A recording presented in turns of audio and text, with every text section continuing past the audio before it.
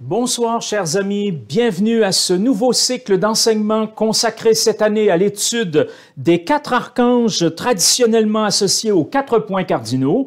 C'est avec un immense plaisir que j'amorce cette étude ce soir avec l'archange Raphaël, dont nous allons découvrir ensemble quelques-uns de ses secrets les plus intimes. Souvenez-vous, il y a 2 ans, nous avions amorcé une exploration du symbolisme des 4 points cardinaux par une étude des 4 saisons. Alors, non seulement nous nous étions intéressés à leur symbolisme, mais nous avions aussi évoqué un travail pratique permettant de nous mettre en harmonie avec le grand cycle de l'année, dont les 4 moments clés, bien évidemment, évoquent les principaux enjeux initiatiques que les grandes traditions spirituelles ont d'ailleurs toujours honorés d'une manière très solennelle. En fait, nous retrouvons à l'intérieur de ce cycle annuel un résumé de toute une vie et les clés nécessaires pour travailler en conscience à notre évolution à la fois personnelle et collective. Cela a été jadis mis en exergue à travers de grandes fêtes annuelles qui comportaient toujours une dimension éminemment sacrée. Alors, non seulement le cycle de l'année nous révèle des clés fondamentales pour réussir notre vie, mais les grands moments charnières de ce cycle correspondent avec des périodes, disons, propices pour y parvenir, pour intégrer certains enjeux initiatiques. Alors, nous avons découvert cela il y a 2 ans en explorant les 4 saisons. Puis l'an dernier, nous avons travaillé les 4 éléments qui sont en lien très étroit avec les 4 saisons, avec les 4 points cardinaux, ce qui nous a ouvert de nouveaux horizons et nous a donné également de nouveaux outils pour travailler. Or, cette année, nous allons découvrir qu'il existe 4 gardiens associés à ces mêmes points cardinaux et qui nous révèlent de nouvelles clés pour intégrer les enjeux correspondants. Alors, il s'agit des 4 archanges les plus connus de la tradition judéo-chrétienne. On va les aborder les uns après les autres en suivant donc le cycle des saisons. Ce soir, c'est pour cette raison que nous allons découvrir Raphaël, qui est gardien de la porte de l'Ouest, c'est-à-dire qui est en rapport étroit avec la saison de l'automne. Alors, comme pour les années précédentes, nous allons découvrir ces grands êtres de lumière en respectant la période de l'année à laquelle ils sont associés, d'où le fait donc que nous débutions par Raphaël, gardien de l'automne. Alors, pour ceux qui souhaiteraient revoir plus en détail les enseignements qui ont été proposés la première année en ce qui concerne le symbolisme et les exercices pratiques associés aux 4 saisons, ou alors en ce qui concerne les enseignements de l'an dernier sur les 4 éléments, qu'on a aussi abordé d'un point de vue symbolique et d'un point de vue pratique, eh bien, ces enseignements, ils sont disponibles en ligne sur notre site de téléchargement. Alors, je vous invite à les consulter pour pouvoir approfondir cela. C'est pas que ces enseignements sont absolument nécessaires pour approcher l'univers de ces 4 archanges, pour aborder l'enseignement que nous allons proposer cette année, mais enfin, ce sont quand même des données complémentaires qui vont vous permettre d'affiner votre perception de ce que représentent ces archanges, mais surtout des enjeux initiatiques dont ils sont les gardiens et qu'ils incarnent en quelque sorte. Alors ce soir, nous allons nous intéresser à Raphaël, et Raphaël correspond à des enjeux initiatiques difficiles. Alors, c'est ce qu'on va constater tout au cours de la soirée. Pourquoi difficile? Parce qu'il nous invite à une expérience de passage vers un nouveau cycle, de passage vers une nouvelle année, de passage vers une nouvelle vie.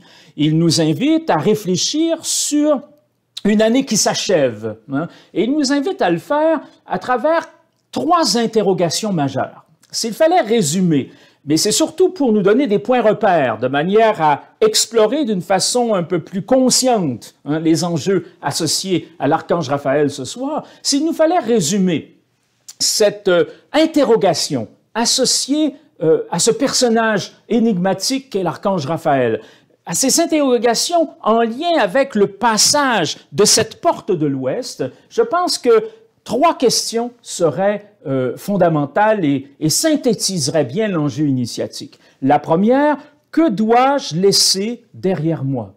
en ce moment de l'année charnière qui va m'ouvrir vers un nouveau cycle, vers une nouvelle réalité, concrètement vers une nouvelle année. Que dois-je laisser derrière moi? Que dois-je rectifier? Que dois-je conserver?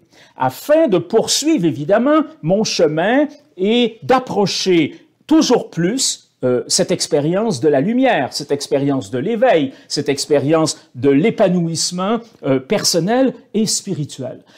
En effet, nous arrivons à la fin d'une année, à la fin d'un cycle, et nous avons tous à réfléchir à ces trois questions. Nous avons tous à quelque part à faire un deuil par rapport à ce qui a été précédemment. Nous avons tous également à opérer des rectifications. Nous avons des rectifications à apporter à certains éléments à la fin de ce cycle donc qui s'achève avec la saison de l'automne. Et nous avons également des acquis à mieux intégrer et à conserver en vue de l'amorce de cette nouvelle étape dans notre processus d'éveil et de développement psychospirituel. En quelque sorte, avec cette porte de l'Ouest, avec ce passage à la saison de l'automne, la vie nous invite à nous préparer à un nouveau commencement et cela nécessite de faire le bilan. Or, les trois questions que je viens de formuler sont idéales pour faire ce bilan et pour, d'une certaine façon, entendre la voix de l'archange Raphaël qui nous invite à un passage, qui nous invite à une transition, qui nous invite à nous ouvrir à une nouvelle étape de croissance et de développement. Alors, c'est ce que nous allons découvrir tout au cours de la soirée en abordant cet être de lumière très particulier qui est Raphaël. Alors, ce soir, nous allons le faire en deux principaux volets.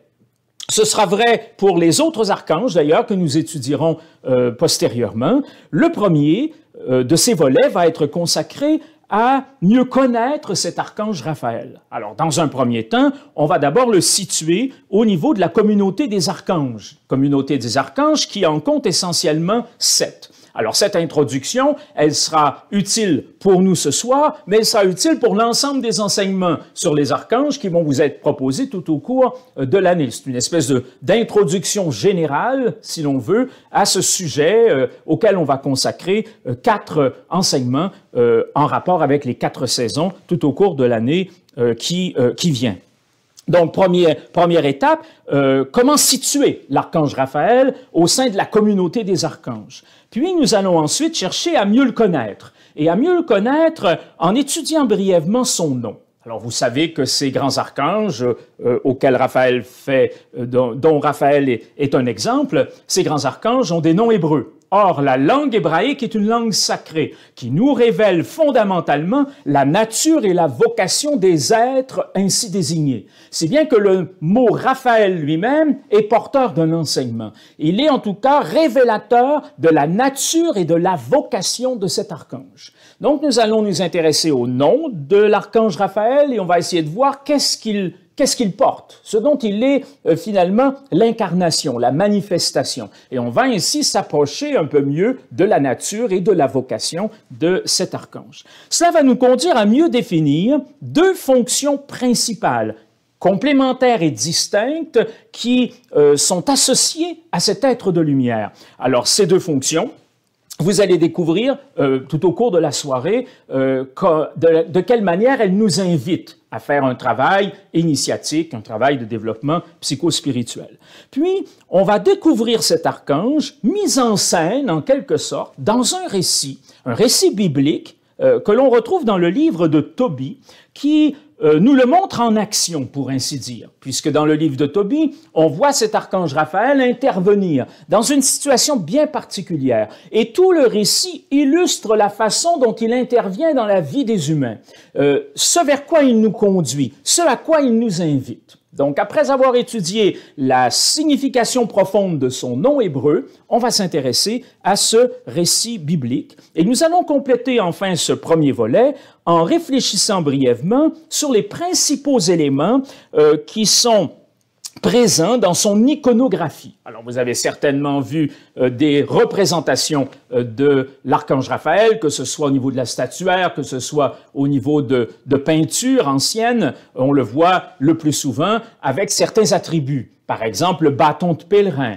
par exemple, la fiole de pharmacien, le poisson, mais aussi un chien qui très souvent se trouve au pied de l'archange. Que signifient ces éléments symboliques? Qu'est-ce qu'ils nous apportent? Donc, c'est intéressant d'en faire une lecture, bien sûr, une herméneutique, essayer d'interpréter ce que cela signifie, non seulement pour mieux approcher théoriquement ce que représente Raphaël, qui est pourvu de ces éléments symboliques, mais en même temps aussi pour découvrir des outils au niveau de la méditation, au niveau d'un travail d'invocation. Pourquoi on le représente avec un bâton de pèlerin? Pourquoi on le représente avec une fiole de pharmacien? Quelle est la portée initiatique de ces symboles? Voyez-vous, parce que les symboles, ils ne font pas simplement nous révéler quelque chose. Il n'y a pas qu'une herméneutique qui entoure les symboles. Le symbole a aussi une dimension anagogique. Il nous fait participer à quelque chose. Les symboles sont puissants. Ils nourrissent l'âme. Et ils ne la nourrissent pas simplement en révélant un chemin.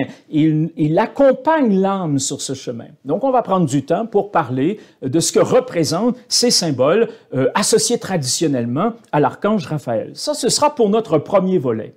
Dans un second volet, nous allons nous consacrer davantage aux aspects plus pratiques, à savoir comment s'approcher de lui, comment en faire l'expérience, j'oserais dire. Parce que c'est plus que entrer en relation avec l'archange Raphaël. À quelque part, c'est participer à sa réalité. C'est en faire littéralement l'expérience. Alors, après avoir citer quelques exemples, mais je serai assez bref ce soir là-dessus parce qu'on dispose finalement de peu de temps.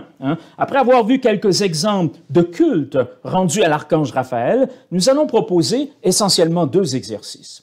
Un premier exercice que je qualifierais de mystique, qui est en rapport avec une voie mystique, avec une voie cardiaque, au sens traditionnel du terme, c'est-à-dire une pratique qui vise à vivre un cœur à cœur avec cet archange. Comment je peux m'approcher intérieurement de sa présence? Comment je peux me mettre en lien plus étroit avec lui? Comment je peux me placer dans un état de résonance avec ce qu'il incarne, avec ce qu'il manifeste au sein de ce monde dans lequel nous nous trouvons. Donc, première démarche associée à la voie cardiaque, donc un travail qui va être essentiellement, je vous le dis maintenant, un voyage intérieur, utilisant un certain nombre de symboles, utilisant une dynamique symbolique qui me permet de m'approcher de lui, de me placer en sa présence. Ensuite, je vous proposerai un second exercice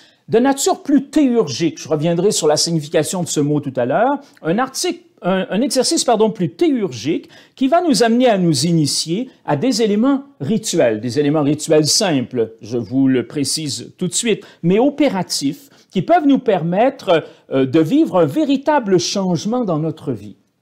Alors, c'est pas tout de m'approcher de cet être de lumière, d'y participer, mais comment cela peut me permettre de modifier certaines choses dans ma vie? Évidemment, en rapport avec les enjeux dont il est l'incarnation, à savoir ces enjeux dont on a parlé tout à l'heure et qui sont essentiellement liés à une dynamique de passage. Comment puis-je vivre ce passage? Comment puis-je abandonner derrière moi ce qui doit l'être? Comment puis-je rectifier en moi ce qui doit l'être? Comment puis-je mieux intégrer en moi ce qui doit l'être, finalement? Et donc, il y a un travail très intéressant sur un plan théurgique, sur un plan rituel, qui permet de favoriser cela, de méditer sur ces grandes questions, de travailler plus spécifiquement sur certains aspects de la chose, et de le faire d'une manière qui soit pleinement opérative. Alors, ce sera le second exercice qui vous sera proposé dans ce deuxième volet de notre rencontre de ce soir. Alors, je voudrais consacrer à ce volet un bon moment de notre soirée, ce qui va m'amener sans doute à réduire un peu mes éléments introductifs. Ces éléments introductifs, ils ont un intérêt, bien sûr, mais ils ont un caractère secondaire par rapport à l'aspect pratique. Donc, je voudrais, je ne vais pas négliger ce premier volet parce que c'est important de savoir qui est cet être de lumière avec lequel je souhaite entrer en relation, mais je voudrais prendre du temps. Et puis, avec les rencontres qui vont suivre, ça va me permettre d'approfondir chaque fois un aspect de cette pratique de mise en relation avec ces grands êtres de lumière, mais je voudrais quand même consacrer du temps ce soir. Bon, je suis déjà conscient, avec le peu de temps dont on dispose, je ne pourrai pas tout aborder dans les moindres détails, mais vous aurez 2 fascicules complémentaires et d'autres textes qui vous seront proposés à l'issue de cette rencontre de ce soir. Ceux qui connaissent nos enseignements, vous le savez, chaque fois, il y a des documents complémentaires qui vous sont envoyés avec le lien qui vous permet de télécharger l'enseignement, de pouvoir donc le réécouter à votre guise et puis ainsi donc pouvoir mieux l'appréhender et puis l'approfondir. Vous aurez des documents complémentaires. Ce soir, en particulier, 2 fascicules. Un qui est davantage consacré au premier volet, à l'aspect plus théorique, et un second consacré à l'aspect plus pratique, où là, vous aurez des détails sur les pratiques qui vous seront proposés, et puis tous les éléments qu'on n'aura pas le temps de voir dans le menu détail, eh bien, tous ces éléments, vous les retrouverez dans ces fascicules complémentaires. Alors voilà donc, mes amis, le programme de ce soir.